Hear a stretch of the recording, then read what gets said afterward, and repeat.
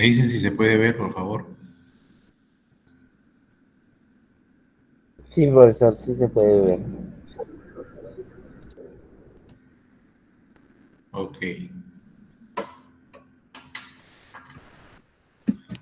Bien, vamos a... En esta primera hora vamos a desarrollar el tema de integración numérica, que es el tema de la semana pasada, que no se pudo realizar también por un problema parecido al que está viendo ahora. Felizmente el tema es breve. ¿De qué trata el tema? El tema trata de que muchas integrales no se pueden conocer explícitamente, pero felizmente hay técnicas numéricas que nos permiten aproximar al valor aun cuando no se pueda calcular exactamente. Me refiero a que hay integrales como esta, por ejemplo. Si nosotros quisiéramos utilizar el teorema de valor medio, tendríamos que hallar la primitiva de esta función. Pero ocurre que la primitiva de esta función no existe como una suma finita. Entonces habría que hacer, se logra hallar una serie, así se llama, una suma infinita de funciones que permiten conocer la primitiva o la función que debe derivarse para obtener esa función. Entonces, como no es posible obtener la primitiva, entonces esto no podríamos calcularlo de manera exacta. O podríamos hacerlo de manera exacta utilizando aquella serie que es primitiva esta función. Entonces, para no hacer uso de eso, vamos a ver que existen técnicas numéricas que nos permiten aproximarnos a las integrales. Y esas técnicas son válidas inclusive para aquellas que sí se puede calcular su primitiva. Pero por supuesto cobran mayor interés en aquellos casos donde la integral no se puede conocer. ¿Sí? Entonces, de eso se trata el tema. Y lo que les puedo decir es que hay más del conjunto de integrales, la mayor parte son aquellas que no tienen primitiva explícita, como estas. No podríamos utilizar el teorema de fundamental de cálculo para hallar estas integrales. Bueno, ya felizmente ahora ya existen técnicas numéricas y, por supuesto, ahora se han incorporado métodos computacionales que permiten hacer estos cálculos. Entonces ahí decimos, ¿no?, que para estas integrales, por ejemplo, es difícil o no existe, no es posible hallar una antiderivada. Entonces no habría forma de evaluar esto. Entonces vamos a usar fundamentalmente dos métodos, el método de trapecio y el método de Simpson, así se llama. El método de trapecio surge como una generalización, porque ustedes saben que cuando calculamos áreas, hemos usado rectángulos, ¿no? Para llegar a la forma o al cálculo del área bajo la gráfica de una función, hemos usado rectangulitos.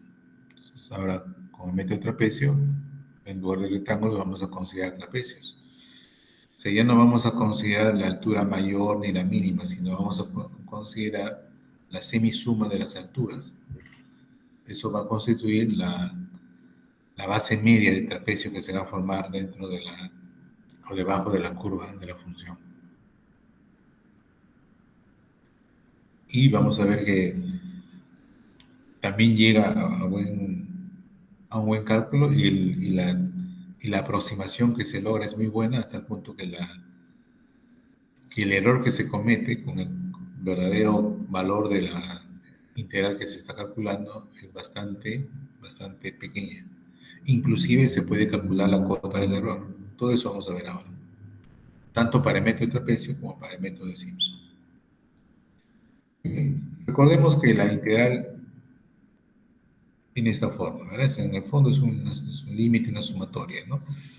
Norma de la partición tiende a cero, lo cual sabemos que significa que n tiende al infinito. Lo que hemos venido haciendo es tomar una partición en el intervalo, ¿no? Se toman los intervalos, los subintervalos y vamos construyendo rectangulitos ¿sí? Y al final estamos sumando áreas de esos rectangulitos. Muy bien. Tenemos que es igual a la suma de rima. Y ahora vamos a considerar lo siguiente. En la suma de rima, aplicada a los puntos de la partición, entonces vamos a considerar una primera aproximación que sería tomando los puntos del extremo izquierdo que forman cada subintervalo. Entonces, en lugar de f de k, iría a f de 0, perdón, f de x0, ¿no? F de x1, etc. Porque recuerden que f de k es un valor que se toma en el intervalo de xk menos 1, xk. Si tomamos el extremo izquierdo, va a ser f de xk menos 1, y entonces ahí la sumatoria va a empezar cuando k es 1, empieza cuando en f de x0. Análogamente, bueno, ahí se logra, si la función es esta curva, ¿no? Al tomar los extremos izquierdos como a la altura correspondiente del rectángulo, se está tomando esta expresión, y es una buena aproximación siempre que n sea suficientemente grande. Análogamente, se hace cuando el punto en el cual participa en la sumatoria de rima se considera el extremo derecho, ya no el izquierdo, sino el derecho XK. Entonces, sumando todas esas áreas, logramos esta expresión que viene básicamente de esta misma de acá, ¿no? Esta expresión de la suma de rima se logra cubrir el área bajo la curva, pero igual quedan unos espacios vacíos. Entonces lo que vamos a hacer es sumar los dos. Va a aparecer, claro, y como aparece a la izquierda dos veces la integral, al dividir nos queda entonces la semisuma, ¿no? De la sumatoria a la izquierda como la sumatoria a la derecha. Y si eso lo reescribimos, aparece esta expresión. Entonces, esta sería la expresión para el método que se va a llamar el método de trapecio. ¿Y por qué se llama trapecio? Lo decía porque al final esta representación es justamente, si lo reescribimos, que sería más o menos así,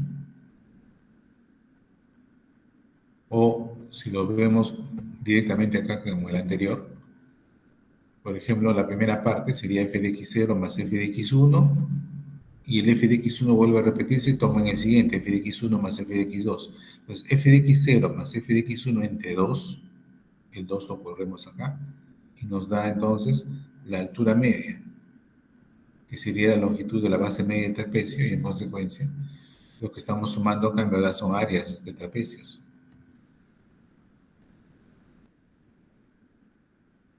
Ahí está en la figura. F de x0 más f de x1 entre 2 queda por aquí, y multiplicado por la longitud de la base, ¿no? Nos da el área de trapecio. Entonces, todas estas están representando áreas de trapecios. Y como vemos, los espacios que exceden o faltan para cubrir el área bajo la función, bajo la gráfica de la función, son más pequeños comparados como cuando se tomaba la suma independiente, tomando extremos izquierdos o derechos. Entonces, eso ya nos dice que esta es una mejor aproximación que los propios rectángulos dados. Entonces, queda así. Tenemos un intervalo, tomamos una partición, y en esa partición, tomando los extremos de los subintervalos, consideramos los trapecios que se van formando. Por supuesto, como siempre, algunas veces en algunos subintervalos quedará un déficit, no se va a cubrir completamente el área bajo la curva y en otros espacios va a haber un exceso. Que por supuesto cada vez va a ser menos cuando n tiende, o n es suficientemente grande, ¿no? O n tiende al infinito. Se llega a esto, ¿no?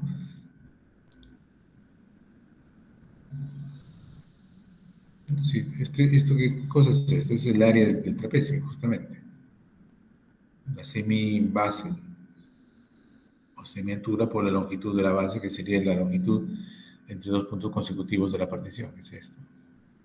Que ya sabemos nosotros que es B menos A entre N tomando una partición estándar. Entonces, reemplazando esto por B menos A sobre N, llegamos a esta expresión. Y si eso lo hacemos sumando todas las áreas, entonces se logra esta expresión. Factorizando esta distancia es x1 menos x0, x2 menos x1, que todos sabemos que es b menos a entre n, llegamos a esta expresión. Esta expresión es lo que se llama el método de trapecio para aproximar la integral definida. Entonces, es igual la integral de acuerdo al método de trapecio. N es un número que se elige de acuerdo al grado de aproximación que uno quiere. Cuanto más grande quiere o más cercano quiere nosotros queremos una aproximación a la función, tenemos que tomar un n suficientemente grande.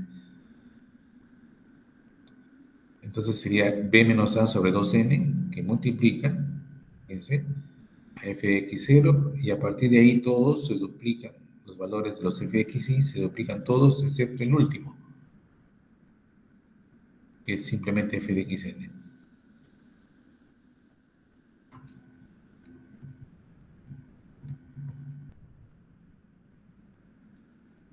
Ahí tenemos la fórmula para el método de trapecio, entonces.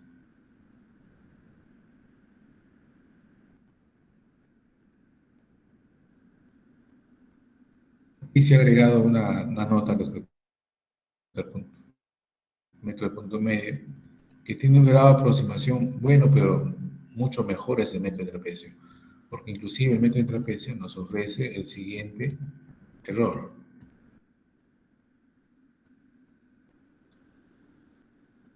El error que se comete entre el cálculo literal correcto y el que se obtiene por el método de trapecio es b menos a cubo sobre 12n cuadrado por la segunda derivada de f en algún punto c del intervalo AB.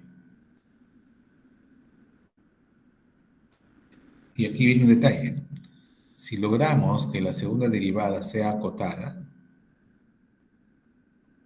entonces el error tendría esta forma. B menos A al cubo sobre 2n cuadrado por k, donde k es la cota de la segunda derivada.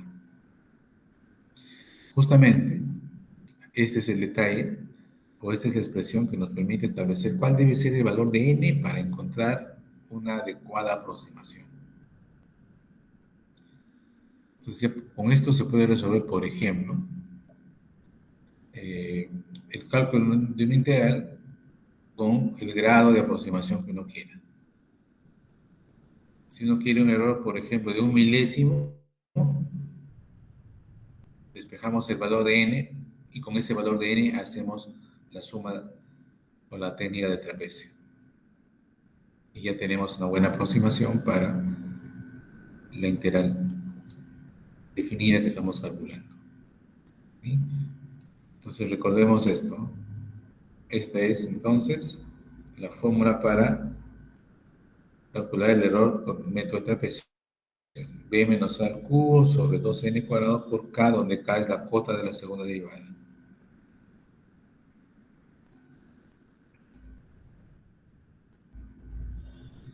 En este primer ejemplo, piden crear la aproximación de esta integral definida por los tres métodos. El método usando los puntos izquierdos, puntos derechos o por el método de trapecio. Vamos directamente al caso que nos interesa, método de trapecio.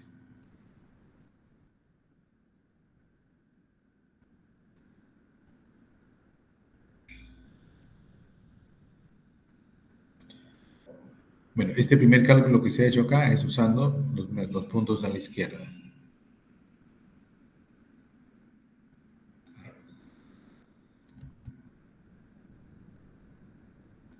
Siguiente, que está en la diapositiva, es usando los puntos que están a la derecha.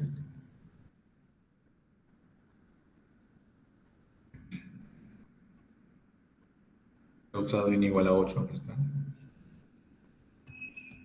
Y usando el método de trapecio, tendríamos que obtener nuestra expresión y llegamos a un cálculo con una mejor aproximación, 6,0625.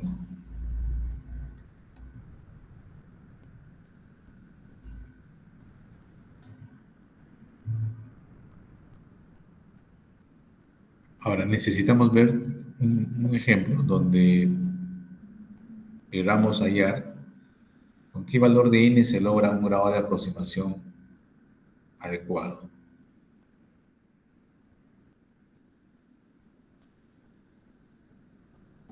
Ya está. Entonces aquí miren, tenemos el ejemplo, el primer ejemplo de cómo calcular la cota de error. Recuerden que A y B son ¿no? los extremos del intervalo original. K es la cota de la segunda derivada y n es el número que usamos en la partición, el número de subintervalos en la partición. Muy bien, entonces reemplazamos y aquí se logra justamente que el error cometido es 0,125. Porque nosotros hemos puesto el n. Pero vamos a ver ahora al revés. Hallar un n adecuado para lograr una mejor aproximación.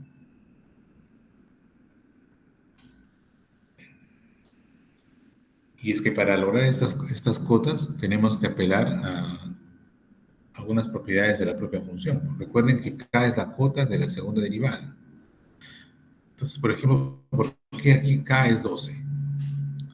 K es 12 porque la función con la que se está trabajando es la función x al cubo. La primera derivada es 3x cuadrado, la segunda es 6x y la tercera derivada es 6, que ya sabemos que es positiva. Entonces, si esta derivada es positiva, es porque la función que hemos derivado es creciente. Y si es creciente, el máximo está en el extremo derecho, que es 2. Por lo tanto, el máximo va a ser 12. ¿Sí? Sabemos que esta función es creciente porque la derivada de esta, que viene a ser la tercera derivada de la función, es positiva. Entonces, esta es creciente y por lo tanto su valor máximo es 12 y se aplica en el punto que está a la derecha. Por eso aquí la constante K, la cota de la segunda derivada, es 12.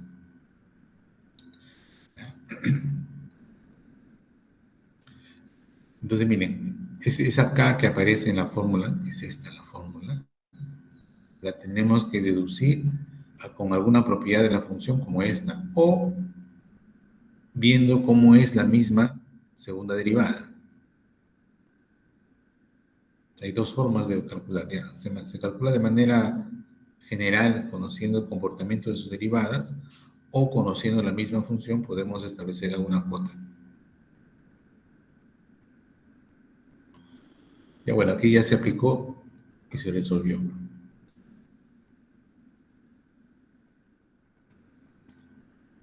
Miren, como el método es operativo, no simplemente es aplicar la fórmula para n igual a 8, pero lo interesante es acá el cálculo de error.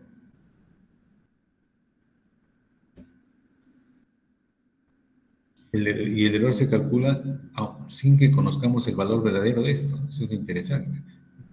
No sabe a priori con qué grado de aproximación vamos a lograr el resultado. Bueno, aquí se ha aplicado la fórmula para hallar el valor del integral y por acá está el cálculo de error.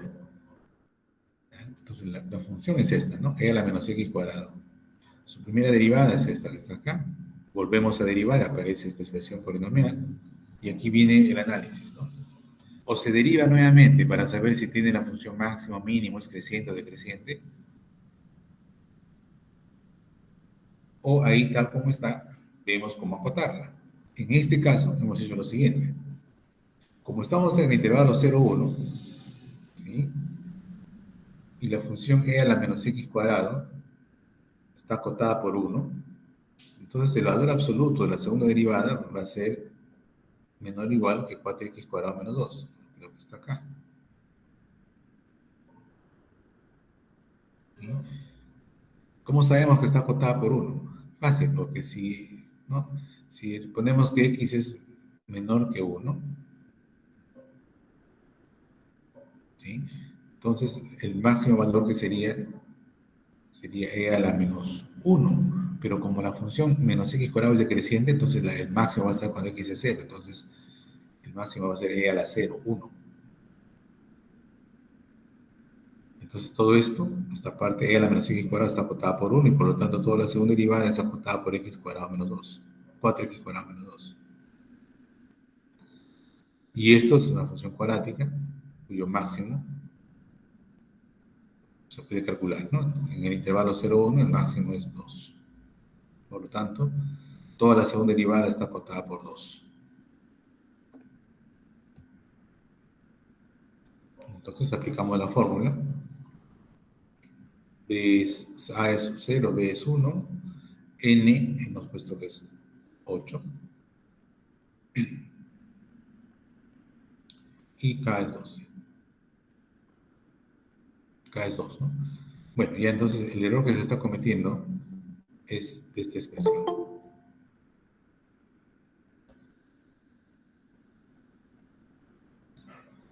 Entonces el error es del orden del 2 milésimo. Ya es una buena aproximación, pero si quisiéramos mejorar esa aproximación, tendríamos que plantearnos una, nosotros nos propongamos, y a partir de ese error poder hallar el n. Repito, aquí el n ha sido dado, el n es 8. ¿Por qué elegí 8? ¿Por qué se eligió 8?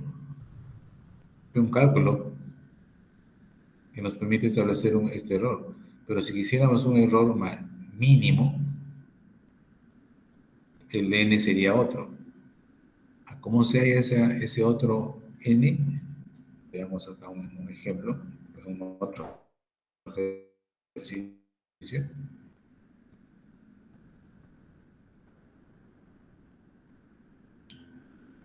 Estos ejemplos, como ustedes se pueden dar cuenta, pues utilizando el método se puede usar el calculador y tenemos todos los resultados.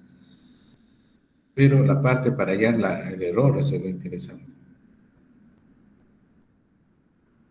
Pasando estos ejercicios porque quiero mostrarles otro donde se calcule el error. Aquí está, miren.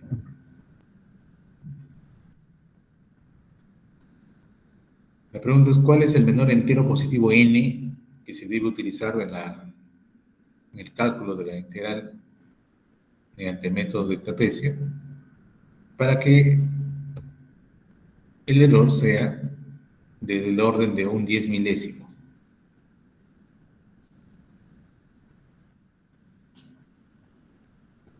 No sabemos cuánto es n.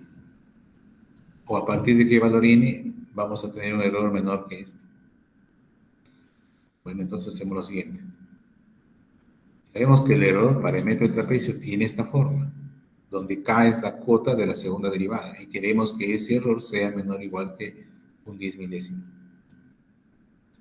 Bueno, entonces tenemos que calcular, ¿no? Sabiendo quién es A y quién es B, tenemos que calcular K, la cuota de la segunda derivada. Entonces derivamos F, la volvemos a derivar, aquí están ya los resultados, y acotamos. Nuevamente, entre 0 y 1, el máximo valor de a la menos x es 1, por lo tanto, la segunda derivada está acotada por x menos 2 en el intervalo 0, 1. Pero en el intervalo 0, 1, x menos 2 tiene cota 2, cuando x es 0. Por lo tanto, la segunda derivada está acotada por 2. Ese 2 lo incorporamos en la fórmula, y como b es 1 y a es 0, entonces al cubo sobre 2n cuadrado por 2, reemplazando en la fórmula del error, nos queda eso, ¿no? 1 sobre 6n cuadrado. y queremos que ese error sea menor que un 10 milésimo. Entonces ahí despejamos. N cuadrado sube, el decimal baja, sacamos la raíz cuadrada y queda que n tiene que ser mayor que 1 sobre la raíz cuadrada de 0,006. Y eso nos da aproximadamente 40.8, y como n tiene que ser mayor que eso, entonces n debe ser por lo menos 41. O sea, con n igual a 41 reemplazamos en la fórmula del trapecio y encontraremos el cálculo del integral con un error de aproximación menor que esto. Ya con eso logramos una muy buena aproximación, pero tenemos que hacer con n igual a 41. Ya para estos ejercicios, y cuando n es bastante grande, se recomienda ya el uso pues, no solo de calculadoras, sino también de software para hacer la aproximación. Muy bien. Esta parte es meramente operativa, en verdad, ¿no? Solo hay que recordar cómo es la cuota del error para el método. No sé si tienes alguna consulta hasta esta parte. Profesor, sí, disculpe, una Sí, pequeña dime. pregunta. Esto de lo que es la cota del error, son dos preguntas chiquititas. Uno, ¿se puede aplicar a cualquier tipo de integral? Y dos, ¿cuál es como que el límite de margen de error que se puede aceptar, por ejemplo, para una gráfica de crecimiento poblacional? Por ejemplo, digamos. Ya. Tu primera pregunta, si se puede aplicar a cualquier integral, sí, a cualquier integral. Ujú. Ya. La segunda parte, tú me dices cuánto se admite, en verdad, de acuerdo a la experimentación que tú quieras resolver, ¿no? Pero en verdad, cualquier error menor que un milésimo ya está bien aceptado. O sea, estoy hablando de un milésimo, ¿eh? Menor a un Porque uno milésimo, quiere ok. tener menor que un milésimo, ¿sí? Porque uno con eso ya logra por lo menos 3 dígitos de aproximación que ya son bastante buenos, ¿no? Ahora, Gracias, si profesor. exiges un grado de aproximación menor, mucho mejor tu resultado, ¿no? Como aquí hemos mostrado, ¿no? El cómo se obtiene ese n es fundamental, ahí actúa fundamentalmente la cuota de la segunda derivada que está acá. Entonces ahí ya con un trabajo de derivación y manejo de cálculo de máximos y mínimos, porque en verdad lo que hay que hacer en el fondo es calcular el máximo de la segunda derivada para encontrar la cuota. Yo lo he hecho acá directo de manera operativa, ¿no?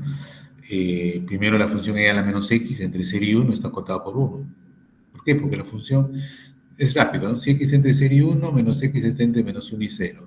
Y como la función exponencial es creciente, entonces e a la menos x está entre e a la menos 1 y e a la 0, que es 1. Entonces e a la menos x está acotada por 1. Y x menos 2 es una función lineal, entre 0 y 1 tiene su máximo valor cuando es 0, ¿no? Muy bien. Repito, cuando el número es finito, pequeño, digamos 8, 10, los cálculos requieren solo una calculadora, aunque hay trabajo laborioso, ¿no? Por la fórmula tiene varios sumandos, y si tenemos varios decimales, no es tan directo el cálculo. Más aún, si queremos un mejor grado de aproximación, vamos a necesitar un valor considerable de n. Ya con n 41 tendríamos 42 sumandos en la formulita por el método de trapecio. Ya, pues para eso nos ayudamos, ya ni siquiera, puede ser con la calculadora, nos va a tomar tiempo, pero podemos hacer un software, ¿no? En verdad ya hay softwares para estos métodos. Ingresas el número que necesitas y te permite el cálculo. Y si no lo hay, se puede implementar, ¿no? No es complicado eso.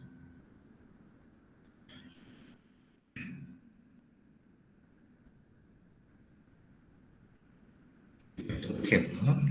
El valor de tomar n para garantizar que la regla de trapecio nos da un grado de exactitud de un 10 milésimo, o sea que el error sea de este orden. Igual, ¿no? Derivamos la función 1 sobre x, que sería primera derivada, ¿no? X a menos x a la menos 2, la segunda derivada 2x a la menos 3. Pero como x entre 1 y 2, entonces x a la menos 3 es decreciente, el máximo está cuando x es 1, entonces la función es menor o igual que 2, la segunda derivada. Ingresa acá a la fórmula y deducimos, ¿no? Que n cuadrado tiene que ser mayor que 0,006. Y otra vez nos sale que n tiene que ser 41.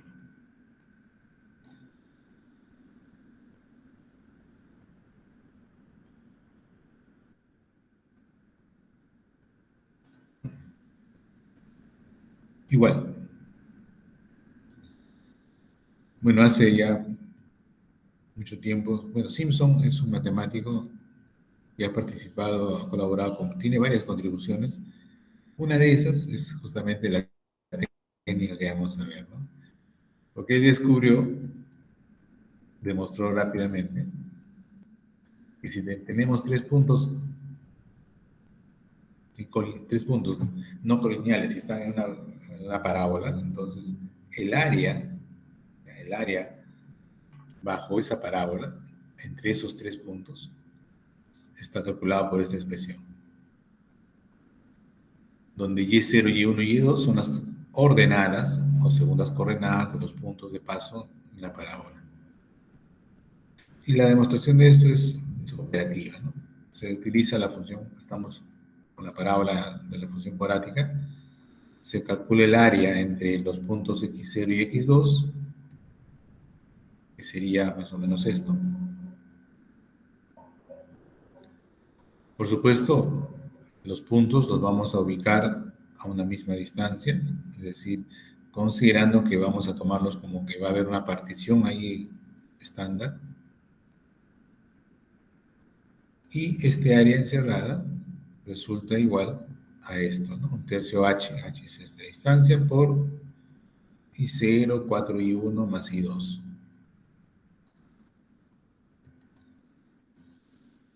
La demostración la tenemos aquí en el PPT, es directo, pero es cálculo. Establece quién es esa sumatoria, esa suma. Y por otro lado se calcula el área con la integral, ¿no? De x0 a x0 más 2h y de la función cuadrática. Y se logra justamente esta expresión. O sea, el área resulta esto. Pero eso justamente coincide con lo que está entre corchetes, coincide con I0 más 4 I1 más I2. Acá está. Entonces el área queda de esa forma.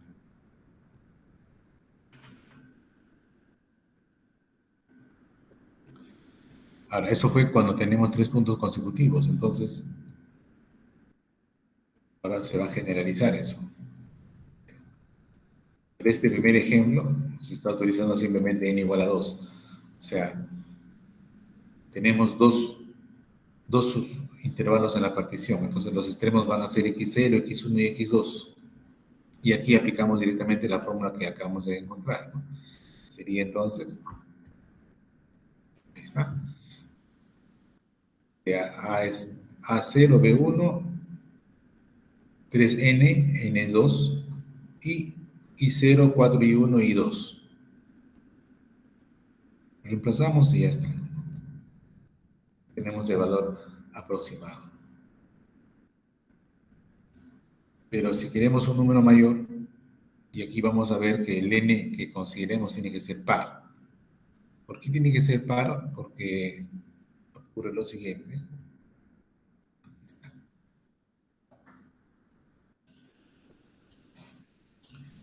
Porque para utilizar el método de Simpson, utilizar la idea de que dados tres puntos consecutivos se pueda conocer el área bajo ella conociendo las ordenadas de los puntos. Entonces, para tener tres puntos consecutivos, debemos tener n igual a 2, n igual a 4, n igual a 6, etc. Tiene que ser par para poder tomar puntos consecutivos. Tres puntos consecutivos en cada estación de 2. Entonces, se tiene un n par y en cada división aplicamos lo que hemos visto para el caso de 3 puntos, de 2 puntos. No, 3 puntos, P0, P1 y P2. Solo que ahora, como van a ser adyacentes, el último punto, que sería P2, sería el primero para la siguiente estación, P2, P3, P4, y P4 sería el primero para los siguientes 3. Y así. Entonces, al final, sumamos todas las partes y llegamos a la expresión general. La expresión general es esta que está acá.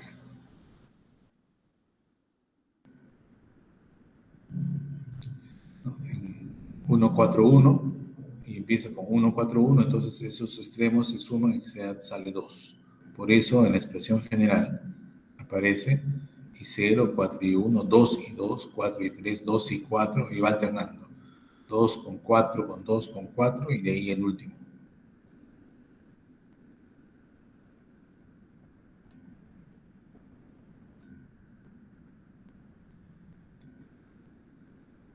Esta todavía es una mejor aproximación, porque, miren, acá se está precisando, n tiene que ser par.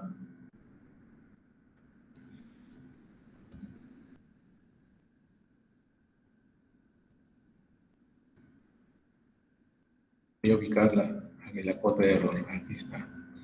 La cuota de error es un poco más exigente, pasa por el cuarto grado, por el cuarto grado de derivación de la función original.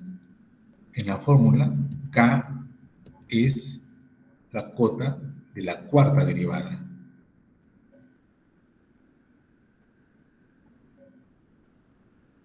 ¿Ya? Recuerden, el error en el trapecio era K por B menos A al cubo sobre 2N al cuadrado. Aquí, en el Simpson, es esta forma, ¿no? K por B menos A a la quinta por 180N a la cuarta. Debo decir que estas cotas de error se obtienen haciendo el desarrollo del polinomio de Taylor, que se ha visto en cálculo 1.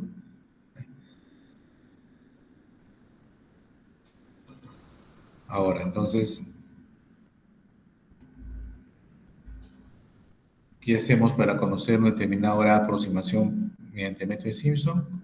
Acotar la función, la cuarta derivada de la función, y reemplazarla en la fórmula para despejar n.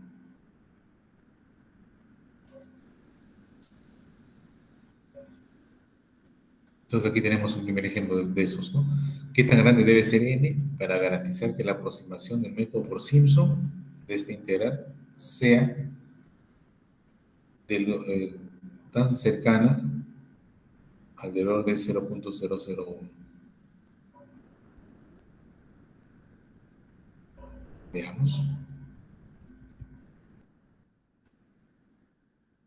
Entonces, x a la menos 1, la cuarta derivada sale 24x a la menos 5. Y como x es, según el problema, x es menor que 1, estamos integrando de 0 a 1. Entonces, tenemos que un quinto no sobre x es menor o igual que 1. Ahora, entonces intervenimos eso y aplicamos en la acotación de la cuarta derivada. Está claro que la cuarta derivada entonces está acotada por 24.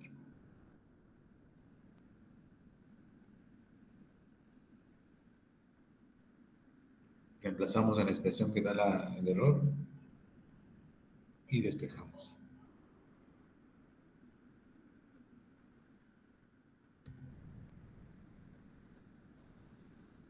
Entonces, para lograr el error de 1 sobre 10.000, debemos utilizar n mayor que 6.04. Entonces, el mínimo n debe ser 8. Recuerden que tiene que ser par.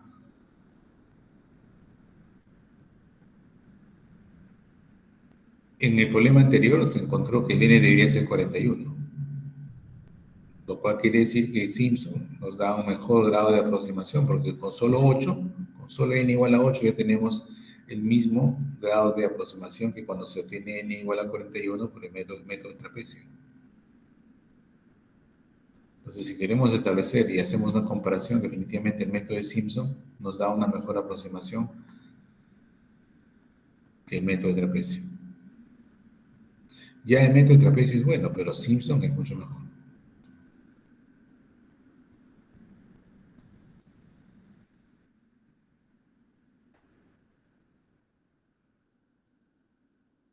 Bien, aquí con n igual a 10 nos piden aproximar esta integral, ya sabemos la formulita, h tercios, y h es entonces b menos a entre n, ¿no? 1, 4, 2. 1, 4, 2, hasta que al final, el último, es directamente f en el extremo, en el extremo derecho, ¿no? Que es 1.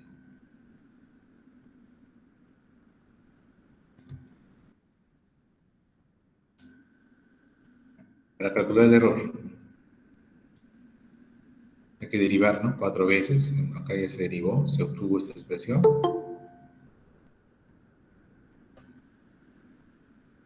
Se obtuvo la cuarta derivada, se va a hacer la aproximación, pero como x entre 0 y 1 y la función exponencial es creciente en ese intervalo, ¿sí? Entonces la cuarta derivada va a ser menor o igual que 76 veces e, porque x al cuadrado está acotado por 1. Entonces eso incorporamos en la formulita. B menos A sería 1 menos 0 a la quinta. Aquí está la cuota K. Y 180n a la cuarta. N es 10, ¿no? Porque así se ha propuesto en el problema. Entonces, miren, con n igual a 10, el error es de este orden, ¿no? El orden de 1 sobre 10.000. Bastante bueno.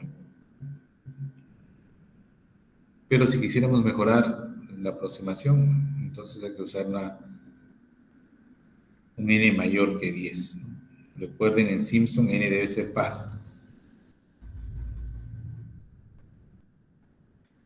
Acá tenemos un último ejemplo para terminar esta parte de integración numérica. Calcular, dice, la longitud de la cuerda utilizando un método numérico con n igual a 8. Muy bien.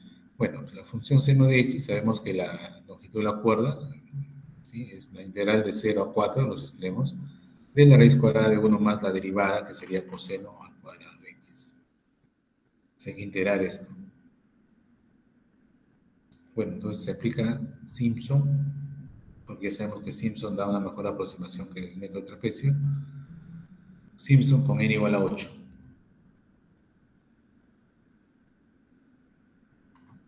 Entonces, con n igual a 8,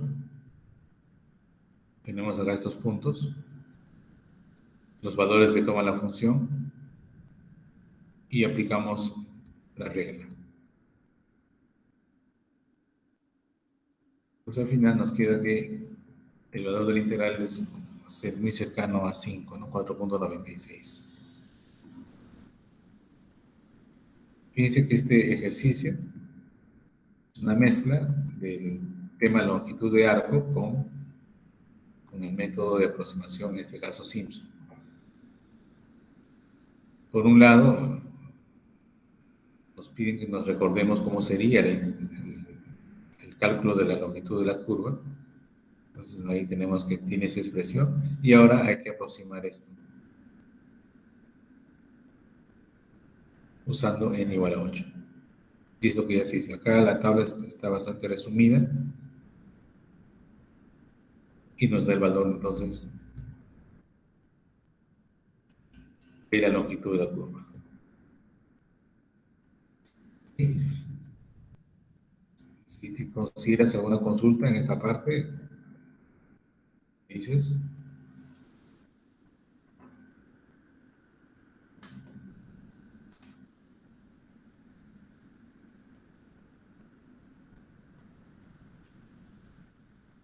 Ok, si no hay ninguna consulta, entonces vamos a hacer un break para en la segunda parte hacer empezar el tema de integrales impropias.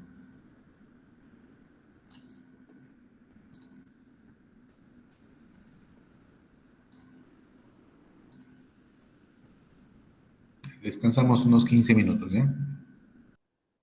Está bien, profesor.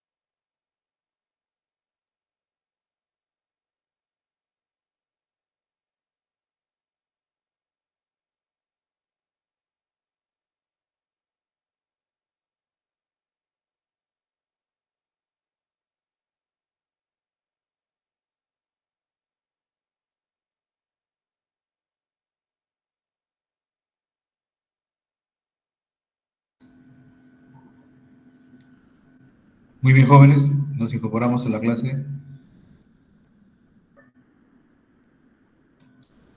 ¿Me escuchan? Sí, profesor, se le escucha. Ok.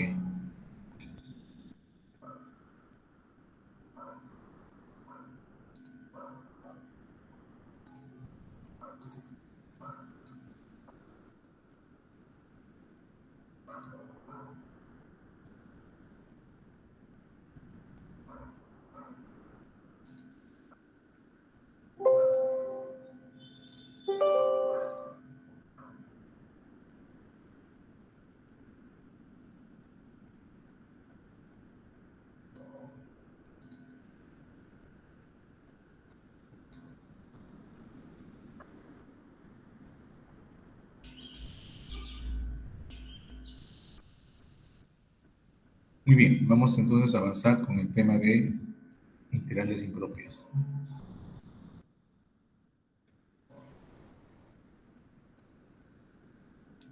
¿Cuándo tenemos una integral impropia? Vamos a tener una integral impropia cuando la función no esté acotada en el intervalo que queremos integrar.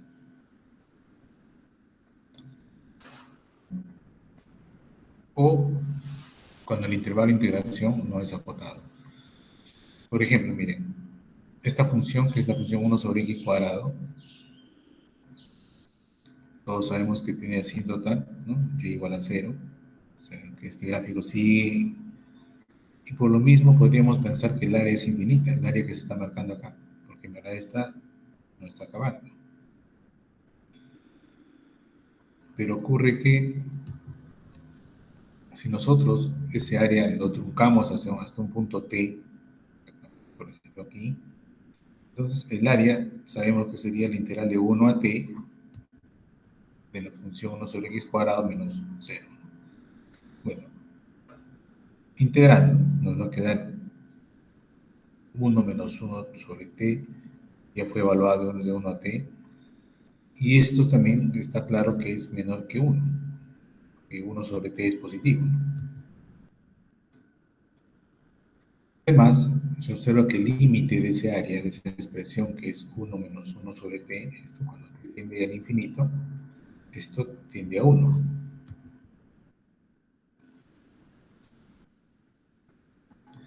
Entonces, ¿qué vamos a decir? Vamos a decir que el área de la región sombreada se aproxima a 1 cuando t tiende al infinito.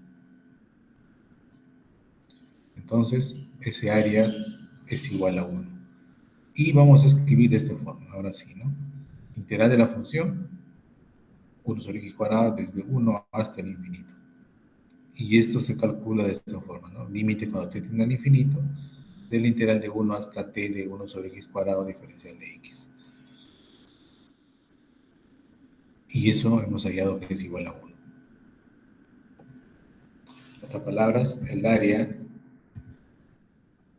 este área es igual a 1. En la notación que hemos hallado aparece esta escritura, ¿no? De 1 a más infinito. Entonces, ¿qué va a significar eso para nosotros?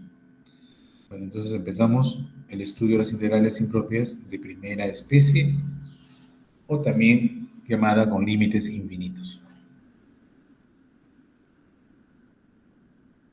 Y básicamente la definición es esa, ¿no? Tengo una función continua en un intervalo infinito de a más infinito. Entonces la integral de f, la integral impropia de f hasta más infinito se denota así, como el límite cuando t tiende a más infinito de la integral de a hasta t. Eso quiere decir que primero calculo la integral de a hasta un punto t cualquiera, y luego tomamos límite cuando t tiende al infinito. Y diremos que esta integral converge o es convergente cuando existe el límite. Si no existe el límite o fuera infinito, diremos que la integral diverge. Diverge quiere decir que no converge. ¿Ok?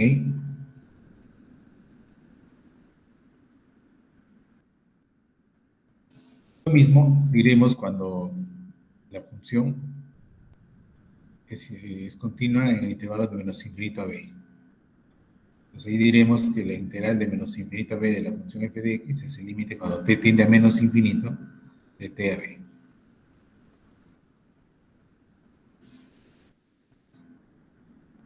Igualmente diremos que la integral impropia converge o es convergente cuando este límite existe.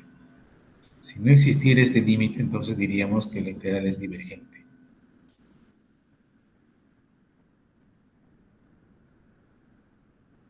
Y para el caso de la integral de menos infinito a más infinito, siendo la función continua, entonces se puede escribir así. Desde menos infinito hasta un punto, la integral de menos infinito hasta un punto b cualquiera en el dominio, más la integral del mismo punto b hasta más infinito.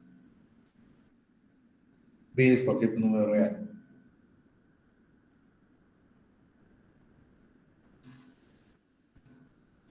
Y aquí viene lo interesante, ¿no? Para que esto exista, los dos deben existir.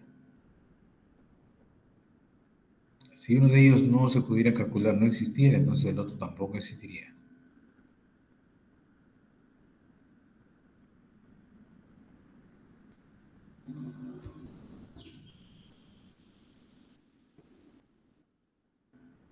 Por ejemplo, y antes de los ejemplos, vamos a hacer una precisión más. Estamos con integrales impropias del primer tipo o primera especie. Quiere decir que tienen límites infinitos. Ese límite es el extremo superior derecho, perdón, extremo superior, o es el extremo inferior, menos infinito. O la situación en que ambos sean infinitos, menos y más infinito. En este caso, debo partir la integral en dos, de menos infinito hasta un punto y del punto a más infinito. Y su convergencia depende de que ambas convergen. Si uno de ellos no converge, entonces esta tampoco converge.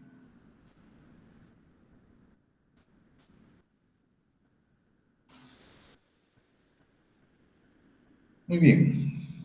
Entonces, la integral de 0 a más infinito de 5 sobre 9 más x cuadrado, ¿sí? Es el límite cuando t tiende al infinito de la integral de 0 a t de la función. Pero sacamos 5 y eso se convierte entonces en un tercio del cotangente de x tercios. Que sí lo tenemos, ¿no? Si sabemos eso porque evaluando nos queda el cotangente de t tercios menos el cotangente de 0 por 5 tercios. Y el cotangente, cuando tomamos límite, el cotangente del infinito es y medios. Y el cotangente de 0 es 0.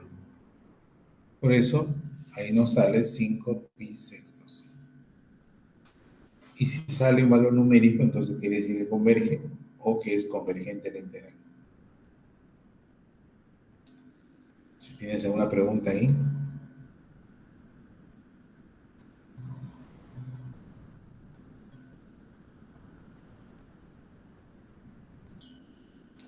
Todo bien, entonces.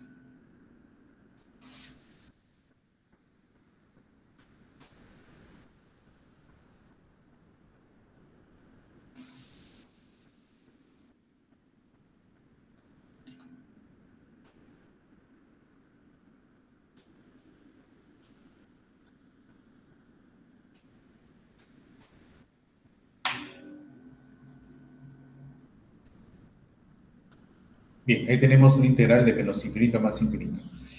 La definición dice que podemos convertirla en la suma de dos integrales, de menos infinito hasta algún punto que convengamos, y de ese mismo punto hasta más infinito.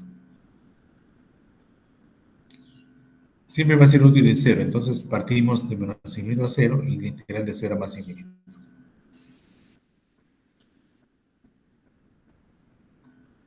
Muy bien, entonces el primero será el límite cuando t tiende a menos infinito, aquí está, t tiende a menos infinito, de la integral de t a 0. Y el otro será el límite cuando t tiende a más infinito, la integral de la función.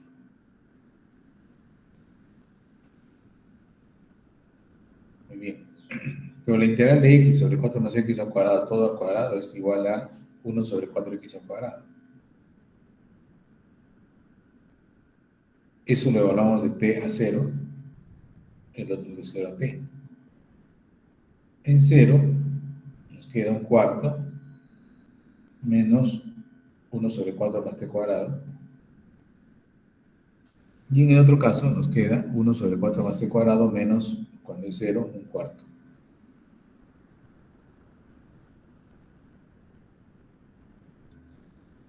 Pero como cuando tomamos límite cuando t tiende al infinito, esto es 0, ¿no? 0 y también 0. Entonces, solo nos queda menos un medio por un cuarto más un cuarto. Pero acá es menos, ¿no? Cuando t tiende al infinito, esto es 0, queda menos un cuarto. Un cuarto menos un cuarto es 0, por lo tanto, el límite debe ser 0.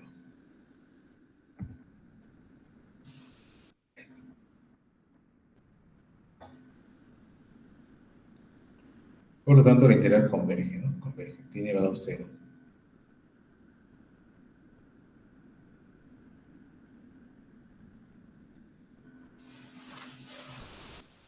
Muy bien. Entonces, en este tercer ejemplo vemos que la integral de 1 más infinito de 3 sobre x diverge, ¿no? ¿Por qué diverge? Porque la integral de 3x es logaritmo de 3 logaritmo de x. Y cuando evaluamos de 1 a t, nos queda 3 veces el logaritmo de t menos el logaritmo de 1, que es 0, y tengo que tomar límite al logaritmo de más infinito. Pero como eso es creciente, entonces el límite es más infinito, entonces no converge la integral. Diverge.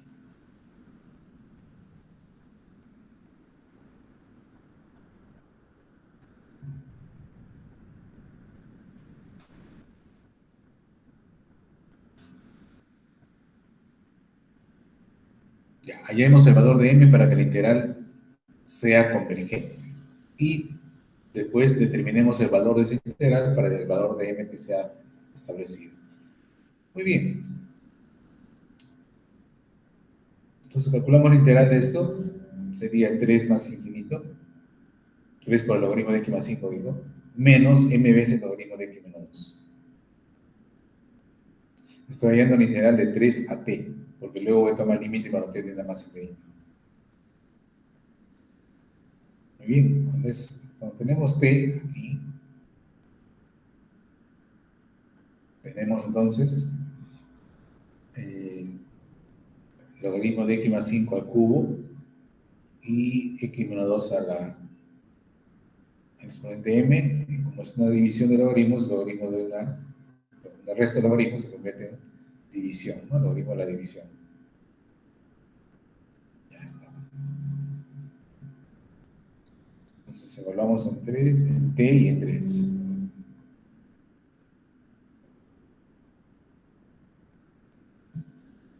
Y aquí hacemos un pequeño análisis, ¿no? Nos piden que la integral sea convergente. Sea convergente quiere decir que eso debe, en esto acá no hay problema, es un número, pero aquí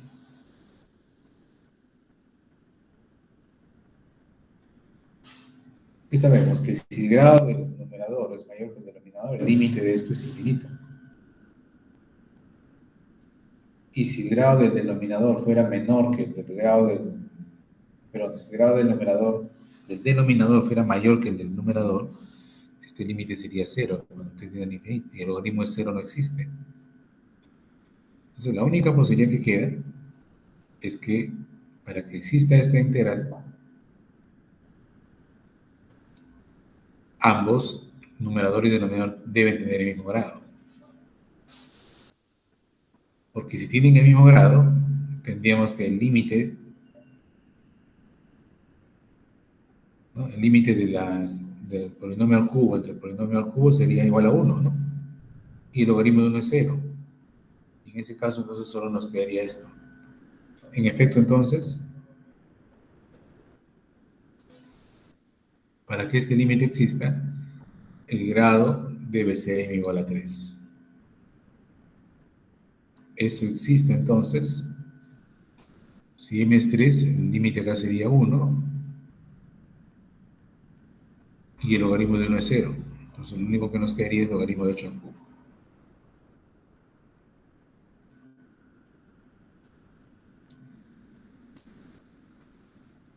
Bien, entonces, todo queda igual a menos 3 logaritmo de 8.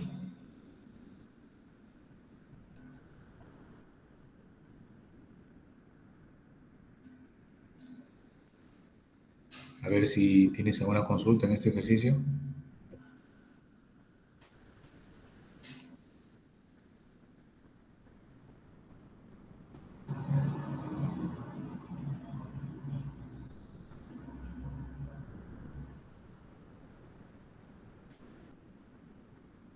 No hay consultas. Entonces, todo debe estar claro. Entonces, observen que hay una parte acá delicada, ¿no?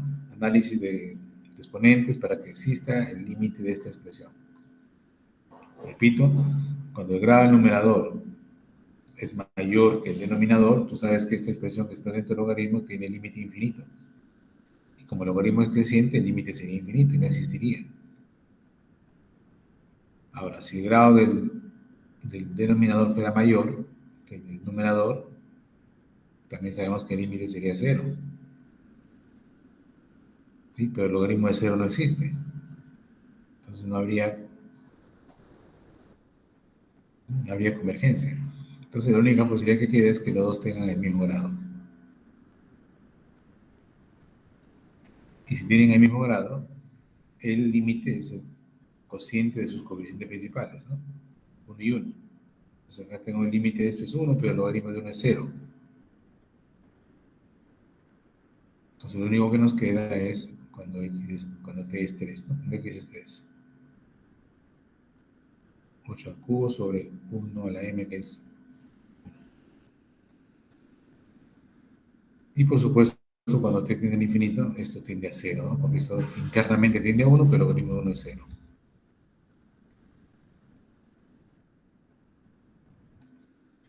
Bien, entonces la respuesta para esa integral impropia sería menos 3 logaritmo de 8. Muy bien, y ahora, esas fueron las integrales que tienen como límites de interacción infinitos. Integrales de primera especie. Ahora, las de segunda especie tienen límites de interacción finitos, pero en el dominio, que están en el dominio, tienen un punto de discontinuidad.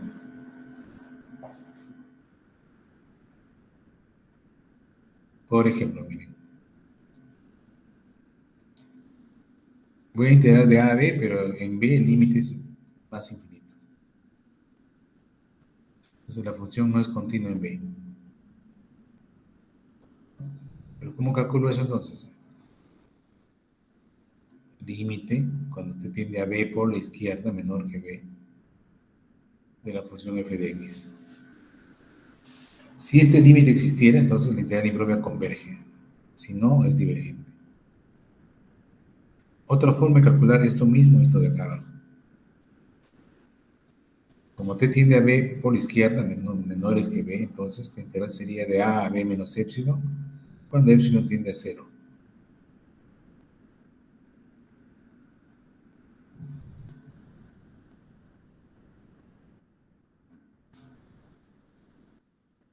Igual tendremos, si cuando en el punto A se da la situación más infinito, otro punto de discontinuidad.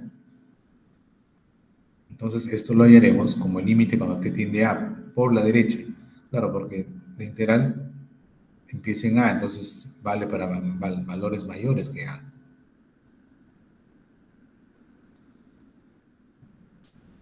Del mismo modo, si el límite existiera, es convergente, y si no, se dice que es convergente. Esta integral también es análoga, equivalente al otro, ¿no? Límite cuando epsilon tiende a 0, de integral desde a más epsilon a b. ¿Por qué? Porque t tiende a a por la derecha. O sea, toma valores mayores que a.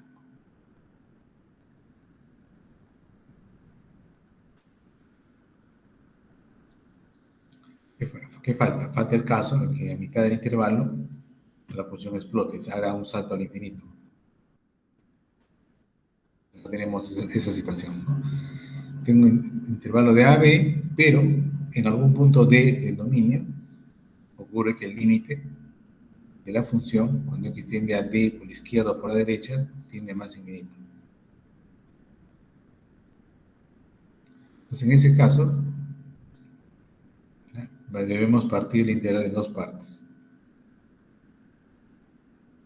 Desde el comienzo, que era el punto A, hasta aquel punto donde hay problemas D, y desde ese punto D hasta B. Esta integral impropia será convergente si las dos convergen, y si alguna de ellas no converge, entonces tampoco será la integral general.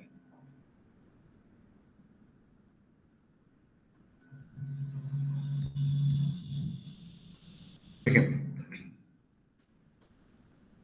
la integral de 2 a 8 de x al cubo sobre la raíz cuadrada de x cuadrado menos 4. Pareciera que todo va bien, pero hay un pequeño problema, ¿no? Cuando x es 2, la función tiende al infinito. Entonces, esta integral la podemos calcular así. Límite cuando t tiende a 2 por la derecha, valores mayores que 2, de esta función, ¿no? De t a 8, de la misma función x al cubo sobre la raíz cuadrada de x cuadrado menos 4. Bueno, resolvemos esta integral y llegamos a esta función.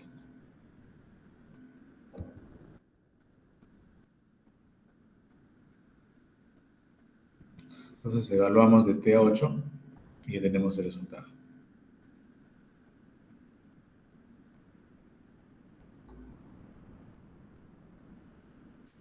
Primeras de vista, evalúas de t a 8, pero después tomas el límite, ¿no? Cuando t tiende a 2.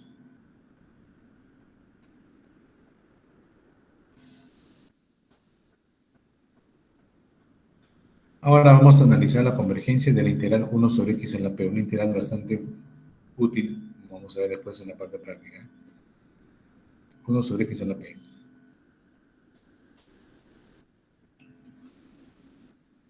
Claro está que cuando x tiende a 0, 1 sobre x en la p tiende a más infinito. No está acotada entonces en el punto 0. Entonces ese límite lo calcularemos como límite cuando t tiende a 0 por la derecha, mayor que 0, de la función t a la 1.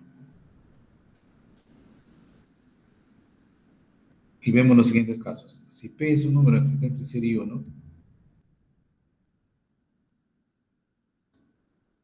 podemos ver que la integral es x a la 1 menos p sobre 1 menos p. Evaluamos en 1 y luego en t y tomamos límite cuando t tiende a 0. Se anula esto. Entonces nos queda 1 sobre 1 menos p. Por lo tanto, la integral es convergente. Pero en el caso p igual a 1, ya hemos visto que lo que resulta es un logaritmo.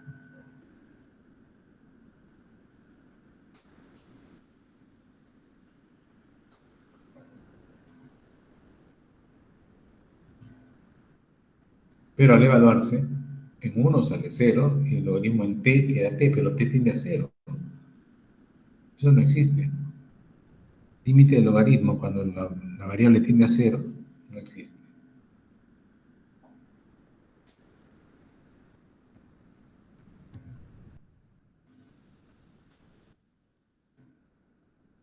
Y si el exponente p es mayor que 1, integrar, digamos, esta expresión.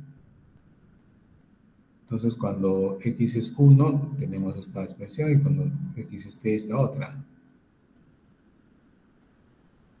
Bueno, hay que operar aquí, y después tomamos límite. El límite cuando t tiende a 0 por la derecha. Pero si t tiende a 0 por la derecha acá, todo esto se hace infinito. Por lo tanto, la respuesta es que la integral diverge para p mayor que 1 porque nos sale más infinito.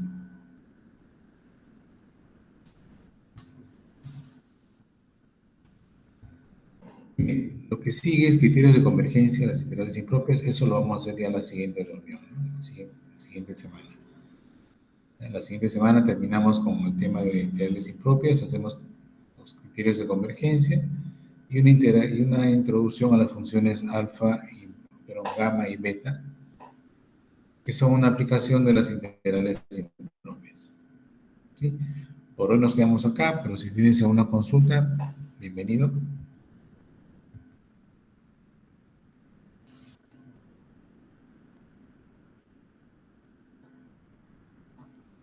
¿Todo bien? ¿No hay consultas entonces? Ok, joven. Entonces, el jueves resuelvan la práctica de integración numérica. Y las primeras dos preguntas de integración, de integrales impropios, que están en la práctica 14. Los criterios de convergencia los vamos a ver también el siguiente martes. Sí, dime. No, eso quería preguntarle, sí, pero ya respondió. Entonces son las dos preguntas de integración numérica, dijo. De integración numérica pueden trabajar toda la práctica, pero de integrales impropias solo Todo. las primeras preguntas que tienen que ver con integrales impropios. Sí. Ya, profesor, está bien. Muchas gracias. Okay. Muy bien, jóvenes. Buen día a todos entonces.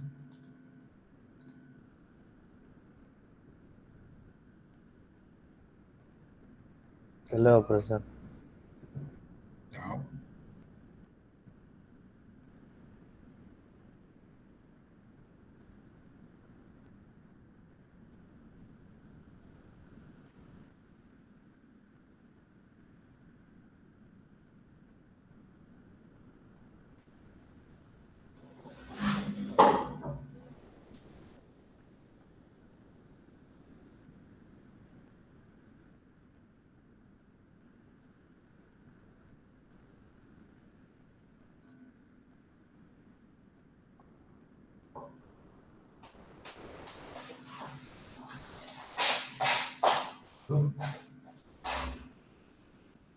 Sí, por favor.